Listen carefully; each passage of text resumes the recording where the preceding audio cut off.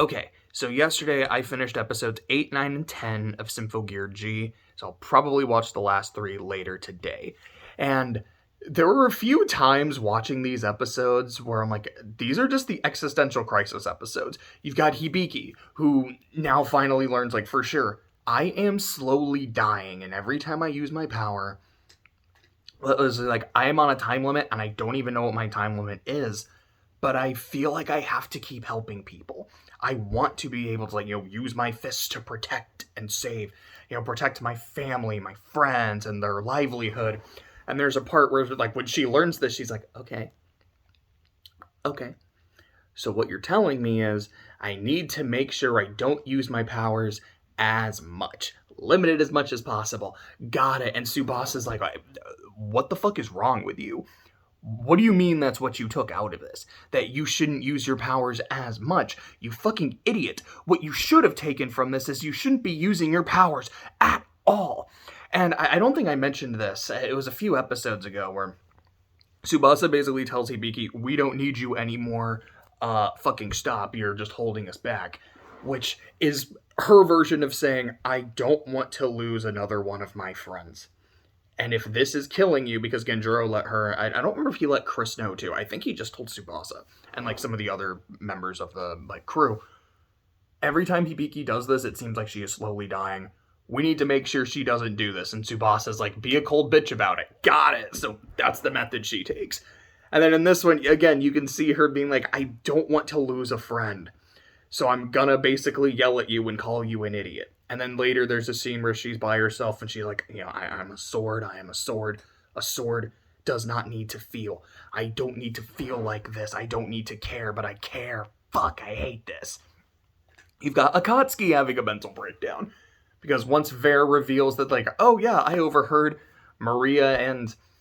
what's the mom's name? Because I finally heard it was like Natasha. It's not Natasha, but it's something very close to it, like Natarsa. Like, I think there was like a Jar, so she might be like Finnish or something. But I'm just gonna call her mom. He's like, I overheard their conversation that Maria does not have Fiend's soul. They've been lying. They've been bullshitted. Like, I'll still help you if it's convenient for me, but like, you've been lying and manipulating me, so like, fuck you guys too. And Akatsuki's like, I'm starting, after I did that barrier shit, I'm kind of starting to think that maybe I have it too. And now that Maria doesn't, it's not like, well, maybe I have it too, or how can I do this? It's, I'm the successful vessel. So that is something they talk about, is like they were all from an orphanage, and literally the point of the orphanage was, we are trying to get Fiend vessels and successors. Kind of reminds me how in Death Note, like, there's that specific orphanage to find successors to L. Except in this, you're being trained to be an ace detective. Here, it's cool. You literally exist, so a supernatural deity thing can possess you one day and erode your soul away, and she can take control. So, gold star for you. And the fact that she's like, I might be slowly dying, and she might be taking me over. I don't like this. I'm a child. I don't want to have to deal with this kind of shit. And her specifically wanting to make sure that whatever happens, Tsukuyomi survives. So there is someone left behind that will remember her, and someone left behind that will miss her. Which is really fucking really sad. Maria is having an existential crisis. Because there's a point where, she and her mom have a meeting with the American government about, like, all right, we're here to negotiate, blah, blah, blah, blah, blah. And very quickly, the Americans turn guns on them. It's like, yeah, we can shoot you faster than you can do your transformation sequence, so we win. And the mom's like, oh, so, like, this is what you were planning all along, huh? And I'm just kind of thinking to myself, yeah, and it's summer, which means it's really fucking hot outside. Like, no shit. What did you think was going to happen? Don't you remember, like, a week ago? Or I actually don't know how long it is in universe. It might have been a little bit more than a week. Might be a couple weeks. Yeah, because I think at one point, I think it's in between, like, that first incident at the concert and then the next episode, it's been, like, a week or a month or some shit. But regardless, it's like, do you remember episode 1 where you took an entire venue hostage, basically told the whole world, fuck you, we're declaring war on you, give us your territory or we'll send Noise after you, and remember that Noise fucking disintegrate people. Like, do you remember that threat? Do you remember the fact that you guys keep summoning Noise to fuck people up?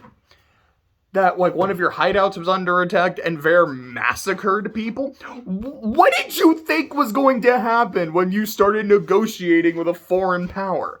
You think they weren't just gonna say, yeah, you guys are pieces of shit? Now, granted, in the context of the episode, it comes across less of the American government going, you guys are a problem, so we're gonna take you out, and just more of, we get to keep all this to ourselves and tie up loose ends. Which, granted, it's not that that sounds completely out of character, but it kind of turns Maria and her mom into victims of the situation rather than, no, you two were idiots for agreeing to this and you're getting what you fucking deserve. Like, that's kind of how it comes across. It's like, sympathize for them here and not think, no, this was really dumb. But Ver ends up sending some Noise to disrupt things. Maria transforms. It's like a pretty cool escape sequence. But during it, I'm a little unclear if she killed people or not. Like, she starts attacking people. Like, she roundhouse kicks them. I know she kind of, like, cut someone with her spear, and I saw some blood, but I wasn't sure. It's like, did she just injure someone and knock someone out, or did she full-on kill? But regardless, it's like, after this, she's like, okay, I'm in. What do I need to do? It does not matter how ruthless, it does not matter how fucked up, what do I need to do for our mission? Which I've said has kind of been a little unclear throughout most of the show, but it seems like what the mission is, for sure. At least, like, I don't really know Ver's thing. Ver just seems like he wants to take over the world or some bullshit. It is, they want to help people, they want to protect the weak. That is specifically something that Akatsuki and Tsukuyomi are all about, and then when Maria's like, no, like, we might have to start using underhanded tactics. Like, is this really the Maria we know? Is this really what we signed up for? I mean, we trust her. Turns out she just lied to us for quite a while. But we do still trust her, but like, It's like, essentially, the moon is falling down, it is got a Majora's Mask, or I don't know if it's the whole moon or if it is just that fragment of the moon. It seems like it's the whole moon. What can we do to ensure the survival of as many people as possible? Not just like, let's make sure we survive. It's like, we need to maximize that. We probably can't save everyone, but let's save everyone we can. That seems to be the goal of the group as a whole, and then Ver's got his own shit. Which I guess includes, I'm going to call it Atlantis. So, because at the end of one of the episodes, I think it was at the end of episode 10, it pops out of the water. It's called the Frontier. So they need a lot of power to activate the Frontier, which is this giant underwater palace cathedral thing. I guess what they want it for is to be like a sanctuary. It's like, we can get this thing activated, which we need a lot of energy for, which is why we're trying to siphon Symphogear energy into the Nephilim, I think. We're trying to make like a really powerful Symphogear so it can break the seal to open this Atlantis-looking thing. I guess. I know I'm not really going in order of the episodes, like, here's all the shit in this, here's all the shit in this, here's all the shit in this. I've been kind of going a little all over the place. It was 3 episodes, it was a lot of notes. I'm sorry, this is probably a lot less focused than normal. Now I'm trying to remember just some of the other shit that happened. I know there's a big one, so I guess I'll go ahead and talk about that. So during the escape sequence in, like, this big tower, not the Tower of Babel, it's getting attacked by Noise, because that's where Maria and Mom's meeting with the Americans are. But also, Hibiki and Miku are there. They're at the aquarium. They're going on, like, a nice little date between the two of them, just hanging out. And when shit starts to go down, Hibiki's like, cool, I gotta fucking help people. I gotta transform. Miku's like, no, you fucking won't. Because I know what's gonna happen to you. I've been paying attention. I have been informed. My job, my role in all of this is to keep you safe. You have been keeping me safe all of season 1 and like all of season 2. It is my job to now protect you, and I have to protect you from yourself. And then Hibiki's like, okay, I am going to help people regardless of what I am told.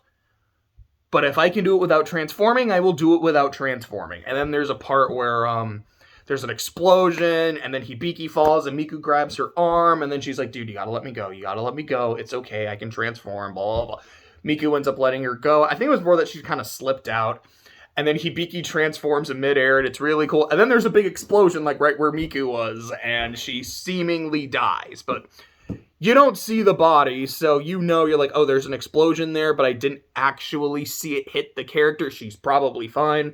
But Hibiki now thinks her friend is dead, so there's more of an existential crisis. I think it's pretty quickly into episode, so that was episode 8. Episode 9 pretty quickly reveals that no, she is fine.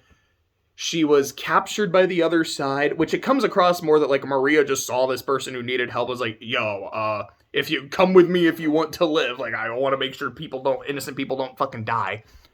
Vare sees her later and, like, captured, is like, hey, that's that one bitch's best friend.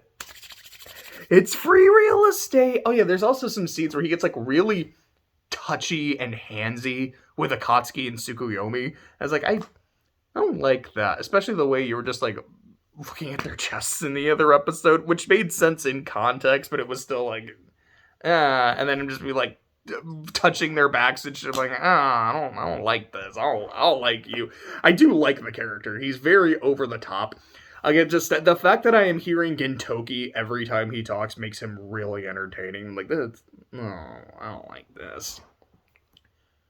Then, at the end of the episode, there's a fight going on between...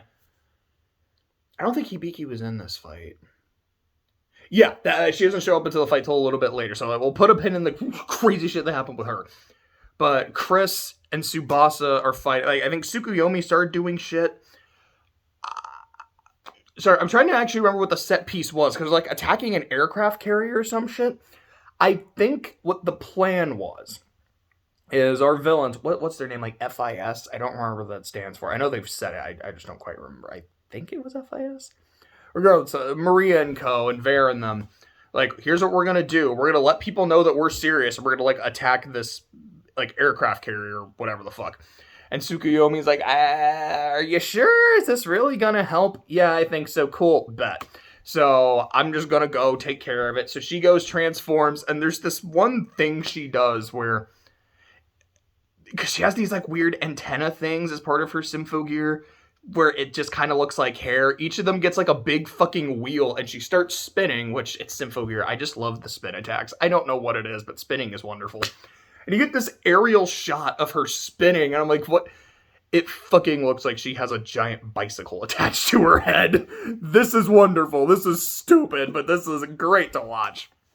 It's like, that happens, and then, like, Chris and Tsubasa appear, and then Akatsuki goes down, and then she drugs Tsukuyomi with an anti-limiter to essentially, like, power her down. She's like, like I said earlier, I want my friend to survive because I don't think I will. I need someone to remember me.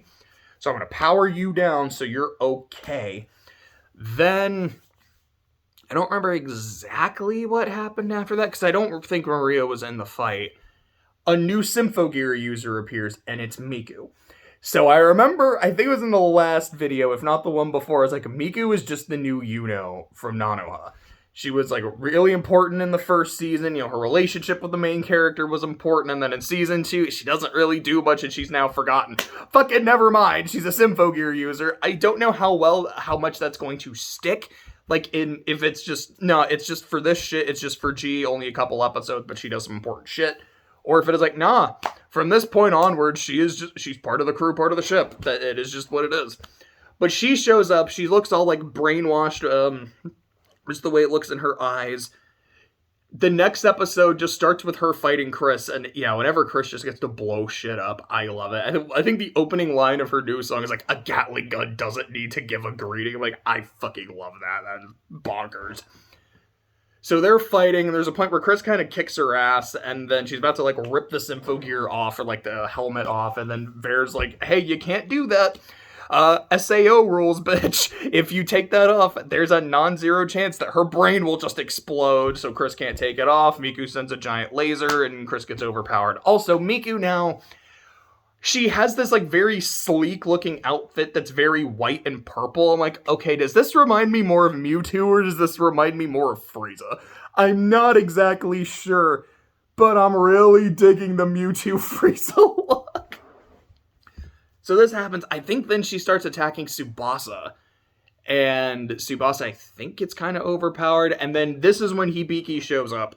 And there's a conversation she has with Genjuro before she heads out that I really like. It was something along the lines of, I need to, like, I can't send you out there because I need you to come back alive.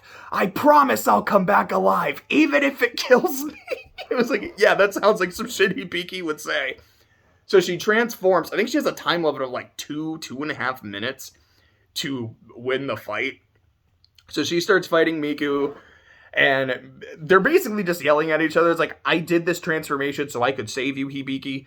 Please stop. Like, I don't want to have to fight you, but I will. And Hibiki's like, hey, same shit. I do my shit to protect you, and clearly, like, there's some fucky shit going on. I will knock this out of you.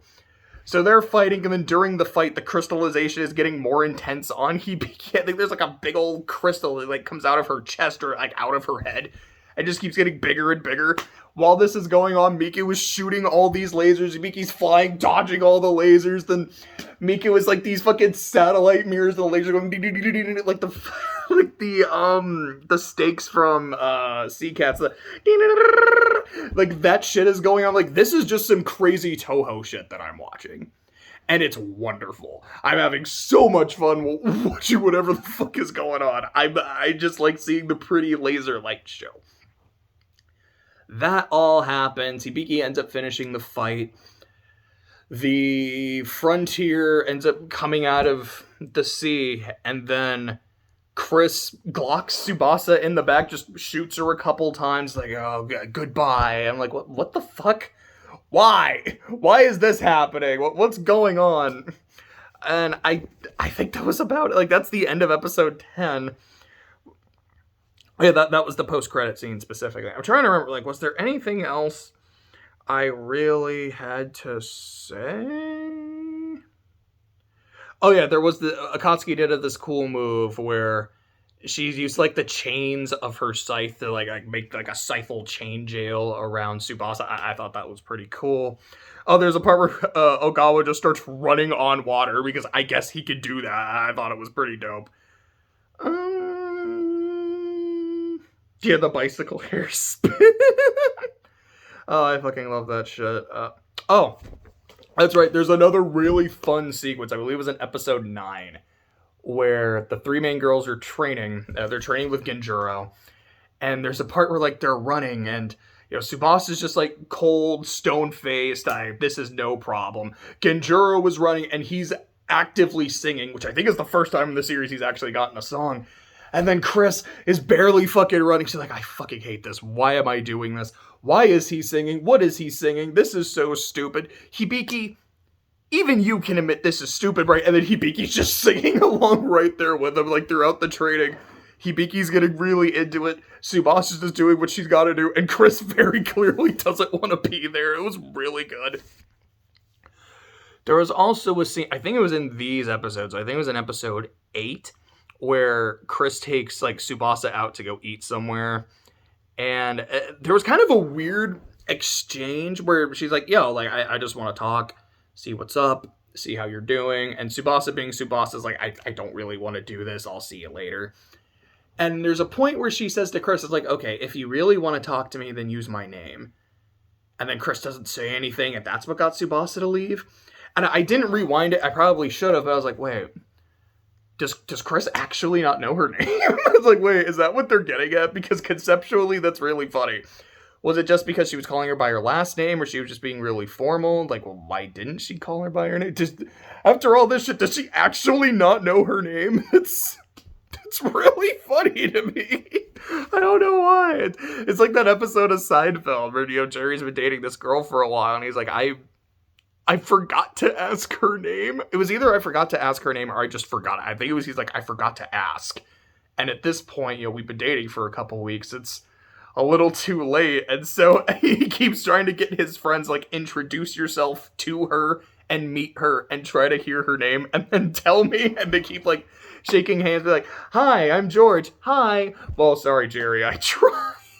And yeah, and oh, fuck, I have to tell the joke. I'm sorry. Like, watch Seinfeld. Seinfeld's fucking great. But there's a part in the episode where Jerry's trying to get the name out of her without just asking what your name is. And at some point, he's like, yeah, names, like, I was made fun of my name as a kid. Jerry this, blah, blah, blah, blah. Like, did anything like that happen to you? And she's like, well, it can be really hard having a name that rhymes with a part of the female anatomy. And then it cuts to a scene with, like, Jerry and George be like, okay, what rhymes with this? What rhymes with this?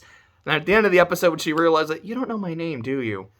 And he guesses it, and he guesses wrong, and she leaves. And then after she leaves, oh, Dolores! Which, as a kid, when I saw this, I had no idea. I was like, what the fuck rhymes with Dolores? Like, I don't know what this is. Now, like, okay, that's really funny. It's a great ending. Yeah, I guess take a shot for a random tangent that had nothing to do with Symphogear, but it is what it is. Yeah, I just wanted to check if I really had anything else. I didn't. So overall, I definitely had fun with these episodes. It was cool to see Miku actually do something. Like I said, I don't know if her particular Symphogear is related just to G and all this frontier shit, and if she's clear of it ever since. Or if, she still has her fucking Mewtwo Frieza transformation. I thought the fights were really cool. I just really like seeing what's going on with Hibiki. And the slow transformation of, like, the all-loving hero who's just gonna help shit, and then, no, this is literally killing you. You need to stop. But I can't. It's really interesting. It's like, I know she's still a Symphogear user in, like, later seasons, so that they find some way to cure it. I'm really interested to see how I'm going to feel about it going forward, though. From, like, no, maybe Hibiki, maybe not necessarily should have died at the end of season 2, but it's like, maybe she should have retired as a Symphogear user. Like, there was a way to do it, and maybe that would have been more interesting going forward. Or maybe watching the later seasons, and I'm like, no, I still need to see her punch shit. I need more jet engine train car punches. I'm glad she is still here. We'll see. Like I said, I'll probably finish season 2 later today, but I definitely had some fun with these episodes.